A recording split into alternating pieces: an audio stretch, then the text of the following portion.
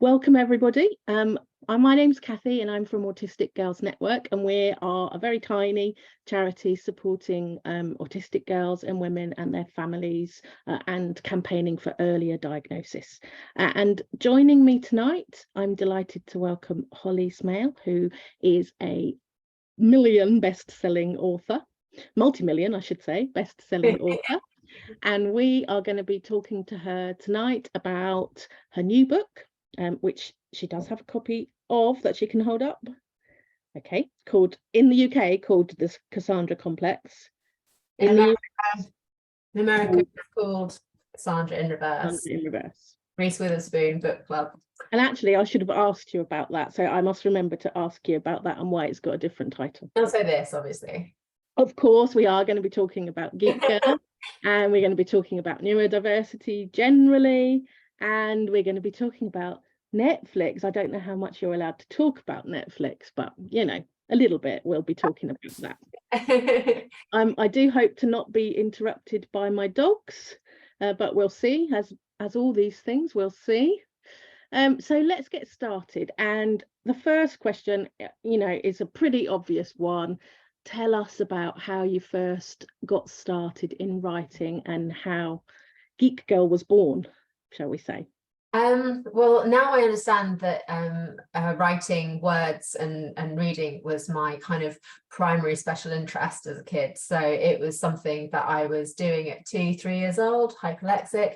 And I knew from the age of 4 that I wanted to be a writer. So I started making my first novel at the age of 5 and was making it out of like cereal boxes and sellotape so that I could read it to my family. So I was kind of on a mission from that point on, and I wrote pretty much every day for most of my young life.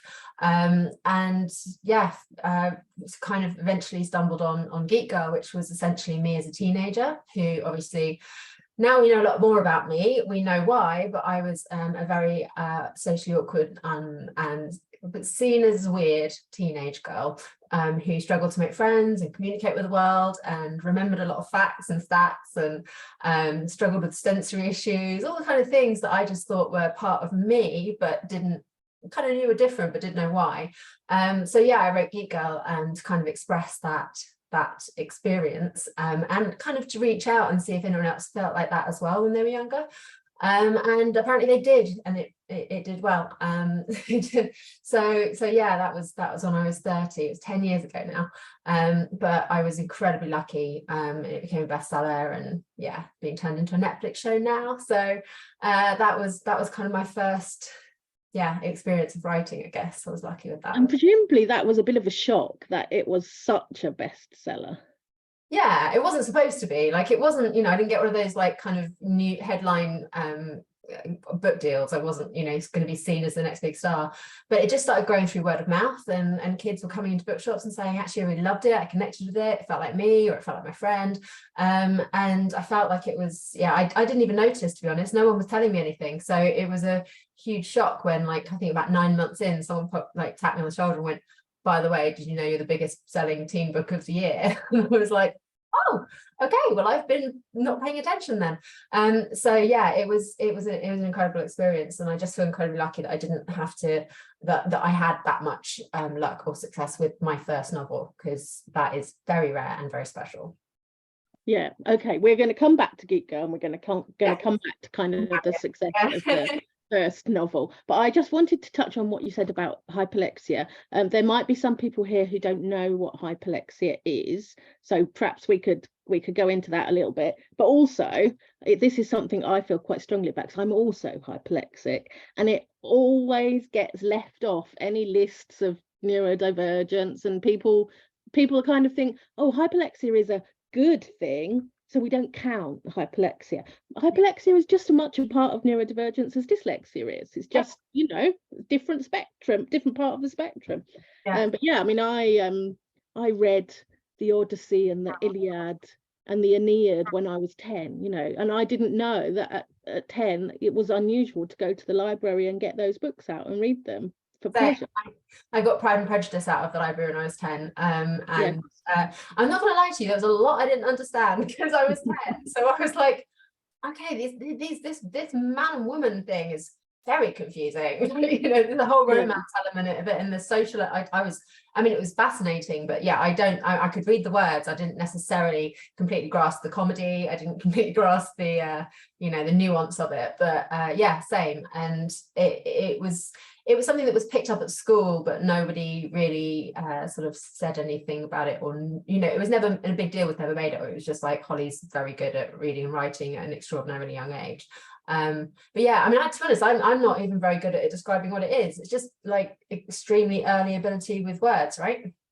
Yes, I mean, and some of the definitions that I've seen of it, I'm not sure, well, I can't speak for anybody else, can I, but myself, but doesn't completely fit with my own experience of it, to be honest with you. So I don't know how accurate that is, or, you know, maybe I'm not hyperlexic. I don't know. I mean, if you're reading the Iliad again, I think you're not going to be diagnosed with it, are you? Let's face it. So yeah, nobody's given me a piece of paper saying that I am. no, it doesn't seem to be much of a diagnosis, really. No. But yeah, so that for me, I think that's really informed my, like, you know, obviously I have special interests and I have a lot of things I'm passionate about and knowledgeable about, but in terms of my entire life, it has been structured by my love of books, and my love of both reading and writing, and just words, the music of like language, essentially. Although ironically, just English, really bad at any other foreign languages. It's like my brain has got too much English in it and I can't really hold on to anything else. Yeah, I think that's a different part of your brain anyway. Yeah, so did you feel a lot of pressure when that person told you that you were the biggest selling teen book or teen author of that year? Did that feel pressure? Did your publishers put pressure on you to write book 2? I mean, I was already writing book 2 at that point, because I'd signed a 3-book deal originally. So I was already, to be honest, I was mostly focused on what I was doing next, which was trying to get through a writer's block, which had meant that book 2 was really difficult, because I'd kind of gone, oh, I did one, I must have just like accidentally done it, I must have lucked out, and I don't know if I could do it again. So I was having a massive existential crisis, and that was basically where my focus was going. So I mean, that's been most of my experience of publishing, to be honest, is just me oblivious to what's going on around me, because I'm so focused on the actual work I'm supposed to be doing. It's like having an overdue homework constantly, like there's always a deadline I have to meet and that I'm scrambling to try and get to. So yeah, it's obviously lovely, but it's never really kind of, I don't really absorb it that much. I'm kind of like, yeah, okay, cool, great, what's next, what am I focusing on now? Which I think has actually worked to my favor, because I don't tend to get too distracted by that kind of stuff, which, you know, could potentially slow me down a bit writing wise. Yeah, and of course children's books or you know, young adult books generally have been that way, haven't they? They've always been, you know, they don't want you to write just one. It needs to be a series. In order to be successful, it needs to be a series. Yeah, I worked in publishing for 18 years, so I know about that. I wonder if it's been different for Cassandra, which of course is your first adult. Yeah. Well, it's a standalone, right? And that for me has been weird, because I've never done anything but a series before. And there's something about my brain that really enjoys a series. Like I would almost always pick a TV series over a film, because I like to hyper-focus and submerge myself in that story for as long as physically possible. Whereas, you know, a film, I'm like, oh, an hour and a half later, I've got to try and find something else. So for me, the writing of a series perfectly worked for the way that my brain functions, and having found a character that I loved because it was me as a teenager and therefore was easy to do, it made sense that I would want to keep writing it and you know, showing her different adventures and her growth and her development. So yeah, when it came to writing adult books, and I was like, put all this effort in, I spent all this time on this book, which I'm incredibly proud of, and then I'm like, wait, I've got to do that again, because I have a 2-book deal. I have to and want to write another one, but I have to go back to scratch again and go, right, okay, I need a brand new idea, I need brand new characters. This is totally unheard of for me, basically. So it's a new skill set of throwing it all out and starting again, basically. Yeah, we've got somebody in the chat saying, please tell us about Cassie, and we absolutely will talk about that. But I think probably first we need to talk a little bit about you finding out that you were autistic before you decided to write a character that was very much absolutely autistic rather than kind of autistic coded. Yes. So I mean, I'm guessing that, like anyone who else is autistic. I've never heard of an autistic person being like, oh, I was totally blindsided. It never occurred to me that I might be different to anybody else. Because I think we all knew, right, from really young that we were different. And I remember my first day of nursery, and I remember I was sitting in the corner reading a book, and I was 3 years old and everyone else was outside playing. And I just remember looking outside and going, okay, I'm not like them. And then just dismissing it and going back to my book. Wasn't that interested, to be honest.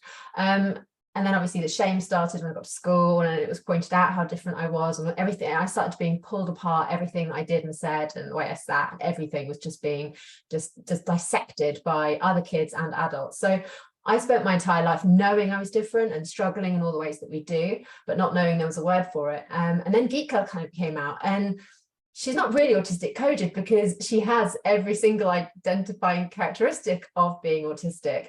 The only reason she's not described as autistic because I didn't know that there was a word for it. It's like I was writing around the elephant in the room because I was like, I didn't know that there was a thing for it. And then obviously when it came out, I started getting loads of people coming up to me and going, so she's autistic, right? Harriet's autistic. And I'm like, no, she's just based on me as a teenager. And this is, I mean, I cringe looking back because there just have been so many embarrassing silences of people going, yes, and waiting for the penny to drop.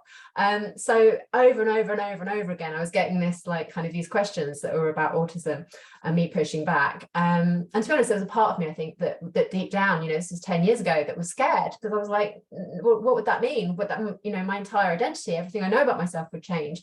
So, and, you know, especially that, I remember Googling it like 10 years ago and just freaking out because I was like, none of this looks good. None of it does. So I pushed back, and then about 5 years into the book series, the National Autistic Society messaged me and said, so Harriet's autistic, right? And I was like, how dare you? And still was pushing back. But I was struggling, and during lockdown, I found that, yes, I was very isolated and alone. I lived by myself. I wasn't really talking to anyone. There was also an enormous amount of relief that I wasn't talking to anyone. I wasn't having a social life at all. I wasn't having to kind of make communicative efforts with other humans. I won't go into the details, but I tried to online date, spoke to a guy for 24 hours online, upset him with what could be perceived as an insensitive joke, but which I genuinely didn't mean in a horrible way. And he exploded and eviscerated me and basically said, there's something wrong with you, you're broken, there's a reason why you're single, you should go see a doctor. And I went into a full meltdown, like, you curled up in a ball, knocked myself out. And when I came out of it, I was like, I have to start asking questions that are going to be difficult for me. And I started Googling autism in women and girls. And the second I did that, all of this information just came up, and it was a literal light bulb moment where I was like, there I am. So it was just, you know, tick, tick, tick, tick, tick, tick, tick, tick, tick. They could have literally described me, and started watching videos on YouTube and going, and actually it was very emotional. I was crying a lot that evening because it just felt like suddenly this massive question that I've been asking my entire life, like, why am I like this? In mostly a shamed way, like, why can't I be more like her or more like him? It was suddenly answered for me, and yeah, it was incredibly, yeah, life-changing moment, I think. Yeah, and there are those life-changing moments, and you know, we get message with that kind of thing quite a lot when people read the white paper, which of course you contributed to, and yeah, it's so, I don't want to say common because that makes it sound not so good, but it is, you know, it's an amazing thing. It's a fantastic thing to find out. We actually had a woman join our Facebook group who was 83, and she had just been diagnosed after her daughter and her granddaughter were diagnosed. Well, I mean, vice versa, like my mum, I mean, she can't be bothered to go for a diagnosis, but from the minute I was diagnosed, it was like looking around my family, like, where's this come from? Like, no surprise whatsoever that it is my mother who eats 2 meals and has eaten 2 meals every day of her life, like who has a schedule that she does not budge from, who goes into, you know, screaming hissy fits if there's any noise anywhere. Like, we were like, oh, there it is. So my mum found out in her 70s, you know, it is incredible. And in a way, a lot of people are getting diagnosed because their kids have been. And it's kind of lovely in a way, because I feel like almost my fictional kid, which is Harriet, was diagnosed almost before I was. So it was a knock-on effect from that. And that's probably not as common, that you get diagnosed through a fictional character you wrote. But yeah, it is. And it's had an impact. And I've spoken talk about the hyperlexia. I have spoken to many people who, you know, the impact of knowing who you are and why you are the way you are. It takes a lot of that shame away, not immediately, and you have to work on it, and that shame comes back, and you have to fight it daily. But, you know, now when I'm doing things or I feel a way that, you know, I used to just really hate myself for, now I'm like, hey, you're doing your best with, you know, with what is a very challenging situation for your neurological type. And that actually does take away a lot of that shame and a lot of that fear as well. I think I had a lot of fear in me, like, what's wrong with me? So yeah, it's a big thing. Okay, right, now shall we talk about Cassie? Yes. Now? Yes, let's do it. This is Cassie, in case anyone hasn't seen it before. So I mean, I guess that's a natural segue. So having had that kind of light bulb moment during lockdown, and knowing that I wanted to write an adult book, and I'd had this idea about 6 years before, at the end of a breakup, where I had gone into what I now see is a very autistic thought spiral of just repeating thoughts over and over and over again, looping. I was stuck like a little bumblebee, like woo, ran around of you know, going through the relationship. Where did it go wrong? Could I have fixed it? Could I have made it better? What did I do? Did I misread a situation? Did I misread a facial expression? You know, etc., etc. And so I'd had that idea a few years before, but I hadn't quite made the connection. And I remember my agent saying to me, like, it's a good idea, but like, why would an adult do that? Like, why would an adult basically find? So the idea was that she would find out she has the ability to time travel, and she would use this new power to initially try and fix this relationship that had gone wrong. And obviously the book is bigger than that, and it becomes more about kind of finding herself and you know, fixing her view of herself and her identity. But my agent was like, why would a grown adult just obsess and fixate and hyper focus on this small part of their life and just keep doing it again and again and again? And then I got my autism diagnosis and was like, oh, I know why. Why would they not? I know. It was one of those questions where, like, wait, hang on. It's like, it's, I mean, we've all been there, where you get told that something you think is totally normal, everyone else thinks is super weird. And I was like, oh, that's how I react to the end of a breakup. I just go round and round and round and round. So that kind of was the moment where I was like, oh, okay, I understand this character now. And I think it's time now, with Harriet being, as you say, autistic coded, she's not out as autistic in the books. I was like, it's time now for me to write an autistic woman, and for it to be openly a book about an autistic woman, but also fun, and it's a romance, and it's a comedy, and it has time travel. I just didn't want to write this very big, heavy, dark book. I wanted to make this protagonist who just you loved, because not only is that more fun to write, but I feel like those are the kind of stories that people engage in, and if they engage in it, they empathize, they understand, things start changing, the narrative start shifting. So yeah, super proud of this book. It took a lot out of me, but I feel like it kind of gave me, it was very cathartic as well.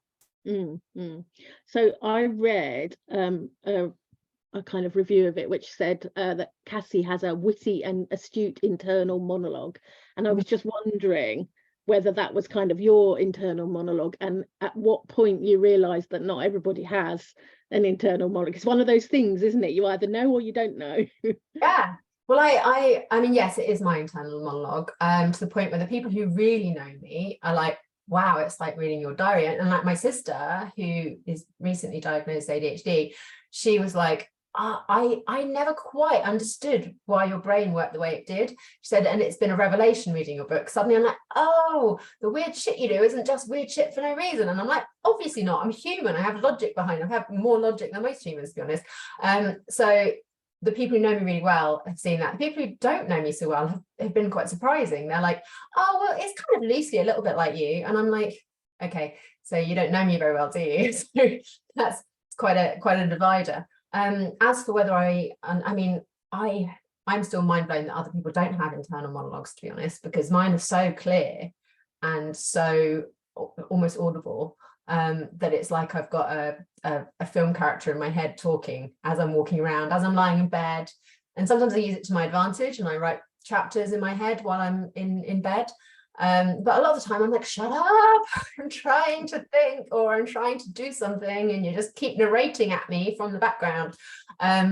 So yeah, I would personally love to read a book where from the perspective of someone who doesn't have an internal monologue, because I don't even necessarily know what that would be like. So yeah, it is very much my internal monologue, which was a joy to write, to be honest. And presumably Harriet would be an adult now. Are you tempted to write an adult Harriet book? I'm tempted to go back to Harriet. What would that be? Geek woman. Well, in my mind, I've stopped time for Harriet. So rather than coming back and being like, okay, she's 25 now, I would probably go back and be like, okay, she's now on her gap year, because we left her just as she was coming to the end of A levels, right? So I think for me, it was pause button. So if I was to come back to it, I'd be like, now I'll do a gap year book. You know, geek gap year, I don't know. Watch Gap or whatever. So yeah, I think that's always been the plan anyway. But we shall see. I mean, I love her, and she's like, she is me as a teenager. It's quite interesting to think of Cassie as 31 and Harriet as 35, and how maybe there's a bit of a shift from who that 15-year-old is to who they become at 31. Essentially, they are very different characters, but there's definitely a little bit of connection. So yeah, I think I would go back to it and hit her up at like 18, 19 years old maybe, and continue the story there, which would be so much fun. Well, I'm sure a publisher has made you an offer for that. We'll have time. I've still got another adult book to write in the meantime, and a screenplay to do. So yeah. Oh, okay. Yes. We'll come to that. Yeah. First of all, I was just going to ask you, you know, we know each other from Twitter, and I've seen other articles that you've written, and you are a passionate defender of neurodivergent people, and you're very aware how difficult it is for some of us to get a diagnosis or to be recognized as neurodivergent, since obviously self-diagnosis is completely valid. Have you always been passionate about social justice, or have there been other kind of niches of social justice that you've been passionate about? I mean, my nickname when I was a kid was Lisa Simpson, because I was basically and my dad still watched it and goes like, I mean, Lisa, this is you. You know, I was vegetarian at 4 years old because of justice towards animals, and I would like campaign all the other students at school for, like, you know, to try and stop them eating meat because it was cruel. And yeah, so I think my social justice I've always been quite a passionate advocate of the things I believe in. And, you know, I think when I got my diagnosis, and to be honest, there was obviously that grieving part, that angry part, like, why wasn't it picked up earlier? You know, I was 38. I actually got my diagnostic certificate on my 39th birthday, like on the actual day, which was a lovely present. But I was like, you know, there was a part of me that was angry, because I was like, if I have managed to get to the age of 39 not knowing I'm autistic, despite having been told by many people over many, many years, and, you know, they didn't just start when I started writing Geek Girl. You know, I was having teachers were taking my mum aside and going, you know, have you thought about sending her to a quiet, dark, small school where there might be other children like her?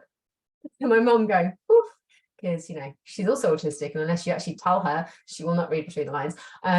So there were obviously people in my life, doctors and whatnot, that were aware of it but not telling me. But there was that rage in me, because I was like, if I don't know about it, if there's still so much misinformation and ignorance coming from everywhere. I mean, when I realized and went down the rabbit hole of research, I took about a week to get my head together because I was in a bit of a mess. And then I rang the doctor, and it was locked down, so we couldn't get in-person thingies. And I said, hi, I'd like to know what the process is for an adult autism assessment, please. She went, what, for you? And I was like, yes, for me. And she was like, you're nearly 40. There's no possible way you're autistic. That's the sort of thing that would have been picked up at school. And, you know, I was so hurt, because it had taken so much courage to just speak to someone about it, and so much, you know, like that, oh God, am I just making this up in my head? Am I going crazy? And so that, and realizing, you know, how much is out there that's inaccurate, or just stereotypes and just, you know, lack of compassion and empathy, it just really fueled that fire for me to be like, okay, well, I already have a voice, and, you know, I'm a successful author, I have a voice, I can potentially use that voice to help and be part of that narrative that starts to change how neurodivergent people are seen and treated. And obviously it's just one voice, and just one voice. I'm not trying to speak for everyone. It's just trying to help move that needle a little bit. So yeah, I think let's put it this way. Lisa Simpson is very clearly autistic. And I'd imagine if she discovered she was autistic at the age of 39, she would be going on a full-fledged, like, campaigning, you know, into the government. You know, she would. I wish they would do that, actually. Right? That would be really good. Someone's put in the chat that was a really disappointing response from GP in this day and age. And yeah, they're absolutely right. That's for me. I was like, oh no. I'm really disappointed. Yeah, no, it was. And I was shocked, to be honest, because it was so dismissive and so immediate. I mean, literally the only sentence I'd said was that one line. I hadn't said anything about me. So it was dismissive immediately. And I'm still, you know, I'm still angry about it, because I'm like, you're a doctor, and if you are not trained in this, why isn't there more training for GPs? You know, I understand that things have changed fast in the last decade, 2 decades, whatever, but you should be being updated on this stuff much more regularly, so that you're not dismissing people who are probably on their knees. I mean, by the time I went to the doctor, I was in an absolute state. My mental health was rock bottom. I was, you know, severely depressed. I had an eating disorder. It was all not good. And it was all coming in from just this sense of deep shame and tiredness and exhaustion from masking for 4 decades. But when I reached out for help, the first response was, don't be ridiculous. And, you know, that is not rare, I don't think. And no, it's not at all rare. And still now 80% of autistic girls remain undiagnosed by the age of 18. So it's not at all uncommon. No. I'm doing my master's, or I'm meant to be writing my master's dissertation right now. Here's how to get out of it, do things like this. But it's on the checklist that's part of our white paper. And we did a survey, and we got over 1,100 responses, and so I'm just working through all that data now. But the mean age of diagnosis of the respondents to our survey was 32. Yeah. So it wasn't while you were at school, it was 32. So yeah. No, I mean even just the label of Asperger's syndrome was only introduced in 1981, which was the year I was born. So, you know, it was so not known when I was growing up. When I was, you know, they were like, why wouldn't you have been picked up when you were 19? Obviously, I don't use Asperger's syndrome. There's a reason that's been got rid of. But like, just even that as a concept was barely there, even in the scientific term, when I was a 5-year-old. So it's and it was very heavily boy based, as we know. So when people are like, you should have been picked up at school, I was like, I was hiding under a table, putting my pencils in orders, having massive meltdowns, refusing to drink the milk because it gave me the ick, and, you know, wearing a freaking hat so that my ears wouldn't hurt as much. And you guys didn't notice. So no, I would not have been picked up at school. No, I mean, and in the responses in the survey, it did come up, that kind of thing did come up, but basically it was women in their 50s and 60s saying, I would never have been I would never have been diagnosed when I was at school. It didn't exist when I was at school, or if it did exist, you were put into a home, is basically what they were saying. Absolutely. Somebody has asked in the chat whether you are still with that doctor, and if so, what they said when you were diagnosed. No, I moved doctors straight away. I don't put up with that nonsense. I was like, I'm out, bye-bye. So I moved doctor surgeries. So yeah, but I mean, I was talking to someone yesterday who's also autistic, and we were both saying that actually, you know, when I found out I was autistic, I was already in therapy, so I dedicated quite a lot of time to, you know, kind of processing and dealing. And one of the questions that I was having to deal with once I'd started to kind of process was, do I talk about this? You know, do I talk to people about this publicly? Because, you know, the reality is that when you have a kind of public kind of image or whatever, which I'm not exactly Taylor Swift, but, you know, it's going to be on Google, I can never get away from it. I no longer have a choice to reveal or not reveal that information. Someone can put my name into Google and know within 2 seconds, right, that I am autistic. And, you know, it does change the way that people treat you, and it enrages me, and it changes the way some of my doctors treat me. You know, I've had another doctor who, you know, just it felt like they weren't listening to what I was saying about an unrelated health issue, because it had on my notes diagnosed autistic, and it was almost like they were going, yeah, but are you just making it up a little bit? Are you a bit oversensitive? And it was so frustrating. So yeah, I had to go through that process of, am I going to talk about this with the world? You know, how much is it going to affect my life, my job, my love life, my dating, my friends, you know, my family? There was a lot of decisions to make. And ultimately I decided that I had the luxury of being able to do that in a way that some others might not. So therefore I should be the one who stepped up and did it. Yeah, so I imagine that since that happened and there was a lot of PR around it, yeah, I imagine life has been a bit of a whirlwind for you. So what has kind of been the best aspects of it, and what's been the worst aspects of it? the best bits, I mean, to be honest, there was no PR. It was literally, well, there was PR at the beginning with my HarperCollins publisher saying, do you want to tell this story? And if so, who do we talk to? And we decided the Times. And from that point on, everyone else just picked it up and came to me. So I was just sort of sitting here going, oh my God, this has been a big take up that I didn't quite expect. Which was quite scary, to be honest. And, you know, early on, if you see any of my earlier interviews from recently after that, I was making a lot of mistakes in terms of terminology and all that kind of stuff, because it just wasn't as informed, because who was I going to get information from? So I think the best thing about it has been obviously having contact with other neurodivergent people and that community, and that sense of not feeling alone anymore, and feeling like there is a team of people and a lot of people out there who have gone through similar experiences and who understand in a way that you know, you never imagined being seen or understood before, which has been an incredible experience. You've gone from feeling like you're the only alien on planet Earth to going, there's a whole like country of us, aliens, that's coming in from all over the world, which is amazing. And also, you know, I've had messages from people who said, you know, reading about your diagnosis made me realize that I'm autistic, or it made my kid go, well, if she is, then I'm not going to be ashamed anymore because she's an author I love.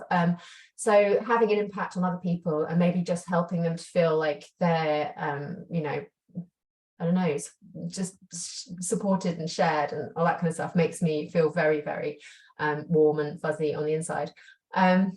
In terms of negatives, like I said, I can't get away from it now. And I was aware of that. I went through, I did the lists. I did that. Okay, pros and cons of going public. And absolutely came true. Cons, I go on a first date and some of them have Googled me on a first date and gone, so you're autistic? And I'm like, yeah. And they're like, oh, I don't know how I feel about that. Cool, great. Glad I'm not wasting any more time here then. Or they'll come up with things like, you don't look it. I would never have known. Why did you feel the need to overshare? So now I'm having that kind of like, do I tell them? Do I not tell them? Do I, you know, do I drop it in, or do I let them find out in 6 weeks? Or do I wonder if they've just ghosted me because they found out on their own?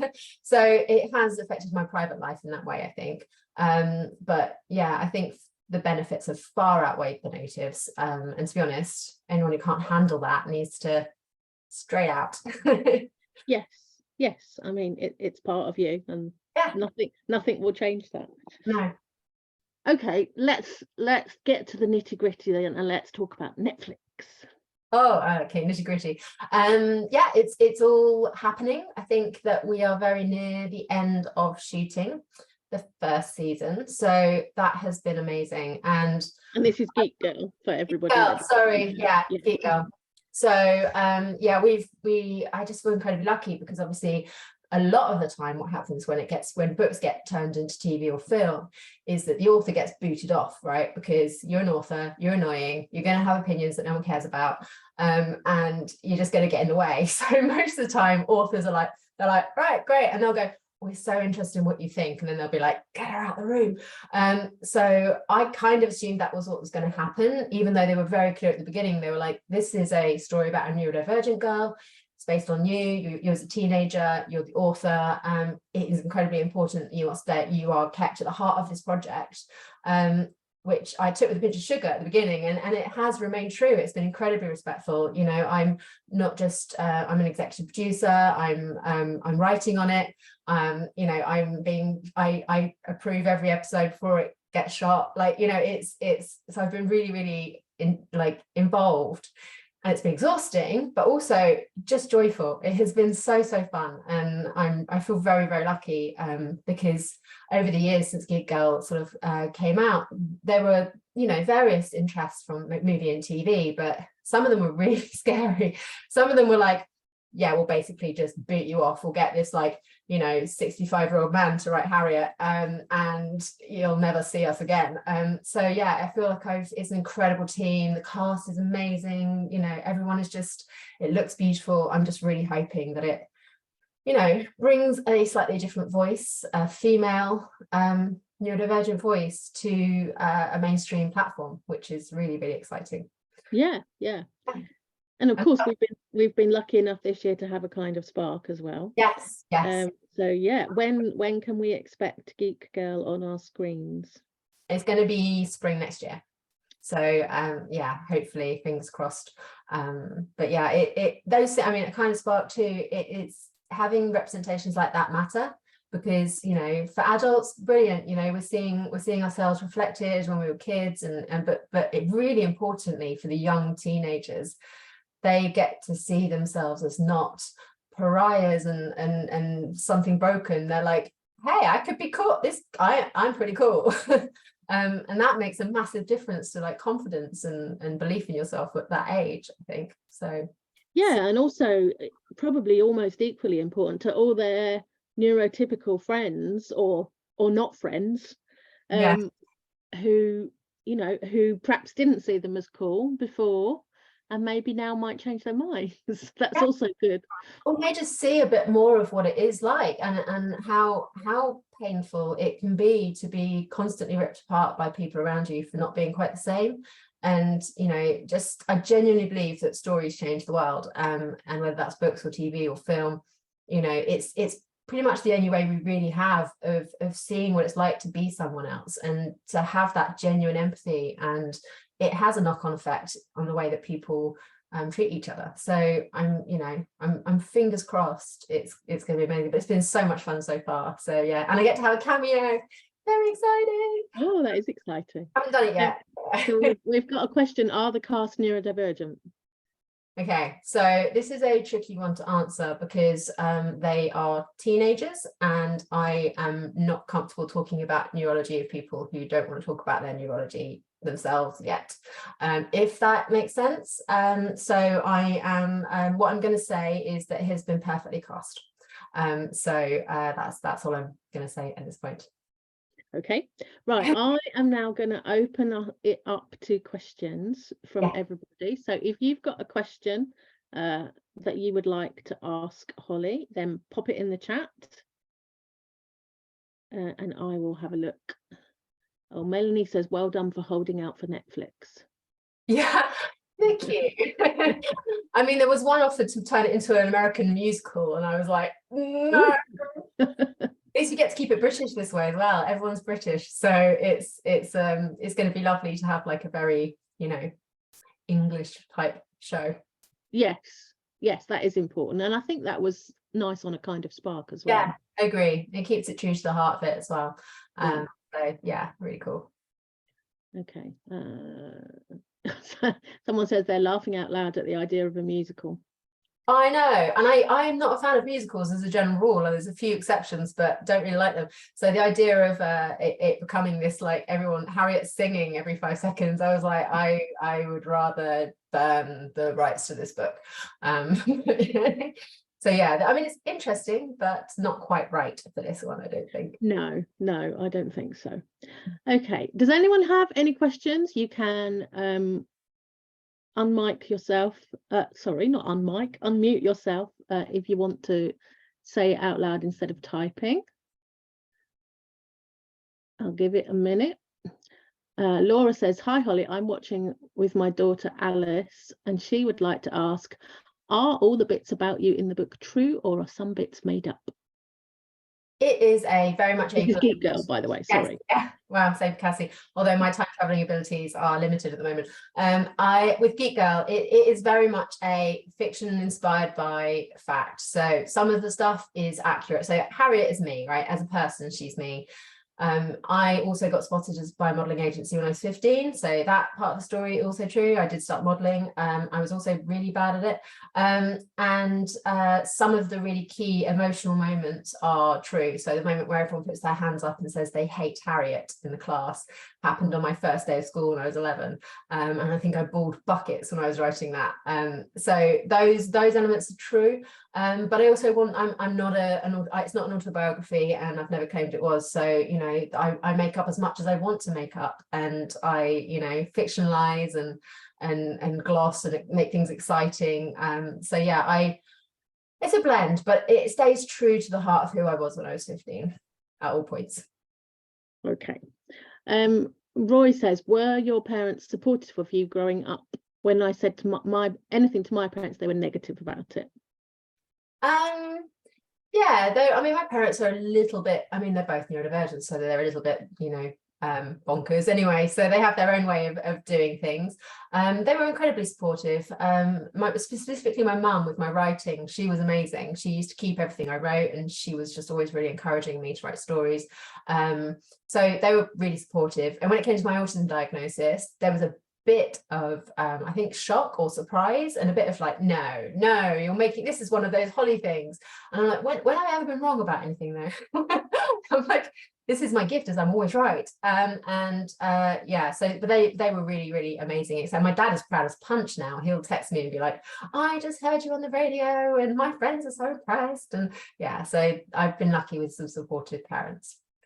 Thanks.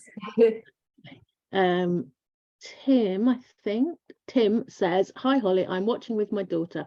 She loves Geek Girls and wonder if you're doing any book signings. I am taking a bit of time off to do writing at the moment, but I am certain that I will. And I think next year the plan is that when the Netflix show goes out, we will be repackaging, and I'll be touring and doing more signings around then. So not right now, because I am overdue on a deadline that is starting to cause a lot of panic. So at the moment, no, but I will be next year. Yeah. So we'll make sure to stay tuned for that. And of course, we didn't actually talk about what we talked about before this started, did we? Which was that overlap of neurodivergence and autism and ADHD and all of that. And just every time you say deadline, it screams in my head, ADHD. Not suggesting that you are ADHD, but for me, that is one of the biggest aspects of my ADHD, is this deadline business. And you know, when I was writing my book, I forced my publisher, and I suspect you probably do the same thing. Not my publisher, my editor. I forced my editor to give me all of these extra deadlines, because otherwise I knew I'd be writing it in the last month. Yeah, I did the whole book in the last month. I'm like, I'm gonna give you a synopsis by the end of next week, and if I don't, I need to be punished in some way. Yeah, I give myself extra deadlines so that I'm held to account, because I find it hard and I procrastinate like nobody's business. And you know, whether it's because I'm also ADHD but undiagnosed, I don't know. But you know, if I'm hyper focused or I'm in a writing state, my house looks like a bomber's hit it, which is the current state that it's in. Like, I don't think I've done washing up for like 6 days, but yeah, it's a struggle. And that intersection, you know, I think we're still in the pretty early days of working out about neurodivergence and seeing, you know, where is that overlap? And you know, there's been arguments online. I haven't been online as much recently, because I think I got a bit burnt out with promoting the book and stuff, and I felt a bit embarrassed. I was constantly like, book, because I have to, because I'll either get in trouble. But you know, every now and then there's quite a lot of debates and arguments, and you know, it'd be like, well, that's a symptom of ADHD. And you'd be like, no, that's a symptom of dyspraxia. Like, no, that's a symptom, like, but that's also autism. But and there's quite a lot of like, there are so many like intersections and crossovers that there are very few ways to completely identify. Is it that? Is it that? Is it both? Is it this and this and this? I mean, it's fascinating. But I think that in the next like decade, as we were saying, I think that the landscape is going to shift again, and that we're going to be exploring it in different ways, which, you know, is going to be really exciting to watch, hopefully. Yeah, I have no idea what direction it's going to go in, but yeah, I suspect it won't be where we are now, I suspect. No, well, 10 years ago, it isn't anywhere. We were so Indeed. different. And it's, you know, I often think we need to remember how much progress has been made in the last 10 years, because we have made loads of progress. It's not going as quickly as we would like it to, but there has been loads of progress made in the last 10 years, and that's important. Yeah, absolutely. I mean, after my diagnosis, even some of my best friends like were so confused because they were like, one of my friends said, "But I've seen you laugh. You laugh. Surely autistic people don't laugh." And I was like, "Oh, didn't know there was a rule that you couldn't laugh, or that you couldn't be funny, for instance." Or, you know, like someone said, oh, someone got told that they couldn't be autistic if they sneezed. Like, as if it stopped all of your like body functioning from happening. So Wow. still those kind of really weird, you're like, oh, they're not in the diagnostic criteria anywhere, but people believe. No, I've not read anything about sneezing. No. No, or like, well, you've just made eye contact with me, which must mean you're not autistic. And you're like, Yeah. yeah, and it's causing you pain, but I'm doing it. So what are you going to do? Yeah, I mean, yeah, who knows where we will be, but yeah, I think we won't be where we are now. No, and hopefully better. Someone, yes, hopefully. Someone's written a message for me. Kathy, are you going to make this video widely available, as there are a number of teenage girls I'd like to share it with? Yes, I'm recording it and we will put it on our YouTube channel, which Holly has agreed to very kindly. Cassia says, what's your daily writing routine like? Oh, well, at the moment it's I haven't got back into it yet, so I've been promoting my Cassie book in America and England, and I am unable to multitask. So when I've had to say to my publishers, like, I can't promote an interview and media appearance and all that kind of stuff while also writing another novel. Like, I've never been able to do that. I can't do, but I have to have, like, you know, some separation, or my brain just can't do both. So now I'm back on two. I'm starting to rev up. So now I'm back at the desk from, like, while I'm planning, while I'm making notes, I'm back at the desk probably between 9 and 5, because I force myself to. But once the actual writing starts, it's a free-for-all. I could be sitting at the desk from 7 until midnight. You know, it's going to be a race, not a race because I'm that behind, but just because I'm hyper focused, that's it. I don't do anything else. Like, that is the world I live in, is this fictional world that I'm writing, which makes me quite a fast writer, which is good. But yeah, so my writing schedule is not one I would recommend. It usually means nothing, huge panic, and then forgetting to eat or sleep or go to the loo for like 3 months. I don't recommend that. Okay. Jolene says, if you could give your younger self any advice, what would it be? Do you know, I think Geek Girl, I think the books of Geek Girl are me giving my younger self advice. I think that is how I have gone back in time. See how I'm getting 2 books into this feel, but I think that is a form of time travel for me. It's how I go back into my teenage years and give myself that love, that support, that, you know, kind of, I don't know, hope that I didn't have when I was that age. And so what I think I would do is be like, you know, you are different and no one's going to tell you otherwise, but it's not a bad thing. And, you know, it's going to make you extraordinary in a lot of ways. And it's also going to make things difficult in a lot of ways. And you're just going to have to take that lot. But it doesn't mean that you're not going to have a wonderful, beautiful, interesting life. And there's nothing wrong with you. I think that is what I would go back and say. And I think that's what Geek Girl is basically doing. It's going back to the teenage me, but also the other teenagers who are out there, you know, who I'm really writing for, and saying, you are enough as you are. You are exactly as you should be, and you should be proud of that. Which, you know, I'm sure is the message of every book for teenagers, and definitely every Disney movie, but it is still valid. Yeah, it's absolutely valid. Okay, B says, after finding out that I'm autistic in my 30s, I immediately started researching everything I could find on the topic, which I'm sure sounds very familiar to everybody here. Whilst autism has since become a special interest of mine, I've arguably found the most comfort in reading about other late diagnosed autistic folks' experience. You, Sarah, Daniel, Pete, etc. have been particularly helpful, so thank you. What has been most helpful for you in learning about your autistic brain, and do you wish you'd been diagnosed as a child?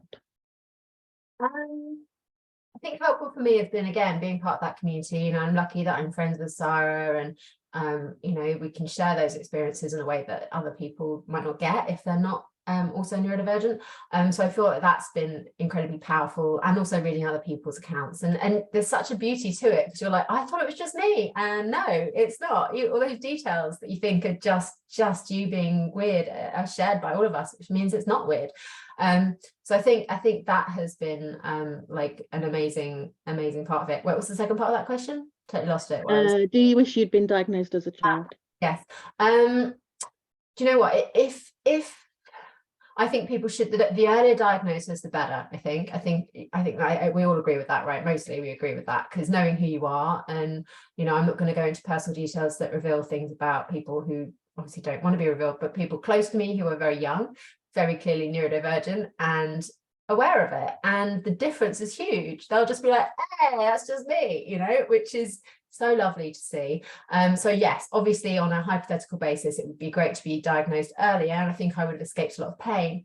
However, I would not have written Geek Girl, and I don't think I would have gone through that process. I think that, I think part of the reason I wrote Geek Girl, the thing that was that burning desire to write this book for no apparent reason, was that I had so many questions, and I was trying to find the answer. So part of that was talking to my young self and saying it will be okay, and also part of me going, what is it about me, what is it, tell me.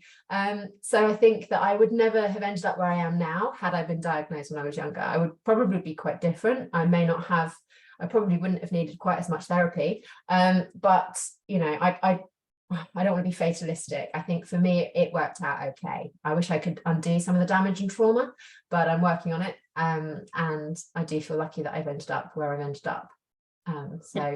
But generally, early diagnosis is a good thing. Tim says, are you planning a 4th book in the Valentine series? We loved the first 3. Thank you. No plans as yet, but I never close the door on anything. So possibly. I think if I was to go back to teen, I think my first instinct would be go back to Geek Girl, just because it's that idea that I've already got the story outlined in my head. So that would be my first port of call, I think, for teens. But yeah, maybe. I mean, Max never got his 4th book, did he? So maybe. There's a brother. The 3 sisters got a book each, and then the brother didn't. So I do feel like it's it was a bit unfair on him. So we've got a question from Olivia, who says, I really love Geek Girl, and I know you're working on other things, but would you consider writing a book about Harriet at university? Obviously, you've said about a gap year. She says, I'm going into year 13 next year, and I'm a little anxious about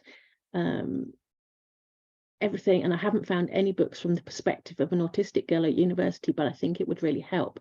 Do you have any recommendations if you don't have time to write it? I mean, I would love to write it, and my plan, and I make jokes, and then my agent's like, ha ha ha, and I'm like, no, I'm not joking. I plan to do a Adrian Mole and just keep going back to Harriet, like, okay, now she's at uni, okay, now she's got her first job, oh, now she's a paleontologist, oh, now she's in a retirement home, you cannot get rid of me. So I would very much like to come and do that book. I think it would come after the gap year book, but I would ultimately like to do it. I don't know off the top of my head of any fictional autistic characters who are at uni. I think it would be really great. I mean, I don't know if anyone here knows any and can give advice. I don't read that many teen books because I'm 41, and so I don't have a lot of time when I'm not writing. But yeah, I think it would be fantastic. So it is a brilliant idea. It's definitely something that I've thought about, because I found university hard. I'm afraid I masked mainly through the consumption of alcohol, which I think is not particularly unusual. Because the only way I could socialize was to basically be drunk for 4 years, which meant that I didn't spend a lot of time in actually doing any work. But yeah, so I think that would be fantastic, a book with an autistic character at university. Definitely. Yeah, I mean, I have to say, I do think that university is a slightly different experience these days, and that DSA is a really good thing. And if you may not be used to other benefits, Olivia, but if your parents, for example, have been used to trying to get other benefits, DSA will be like a breath of fresh air to them, because it is so much easier to navigate than the other benefits. So make sure that you take full advantage of DSA, which is Disabled Students Allowance. And seek support where you can. I mean, never be ashamed of that. Never be, you know, I do it if I'm on tour and I'm like, I need support here, or I need to not be doing these things back to back, or, you know, if you need help, ask for it. And you'll be surprised that most of the time people are like, actually, yeah, of course, that's totally reasonable. And actually, probably people who aren't neurodivergent could potentially need the same things. So yeah, always ask for support. You shouldn't be embarrassed about that. Okay. Oh, Rachel says, I work at a university and we really want to support autistic students. There is definitely help waiting for you. There's also a Facebook group, Olivia, called, oh, now I'm not going to be able to remember what it's called, What I Wish I Knew About University. I think it's called that. It's the letters, What I Wish I Knew About University. There's that one, that's a big Facebook group. And there's also a Facebook group for parents of it's called Parents of Neurodiverse Students. I know that's not the correct terminology, but that's what it's called. So there's that one as well, which might be quite useful. I'm sure you could join it if you wanted to, but if your parents joined it, it's very useful in looking at different universities and the support and whether they're particularly good for that kind of thing.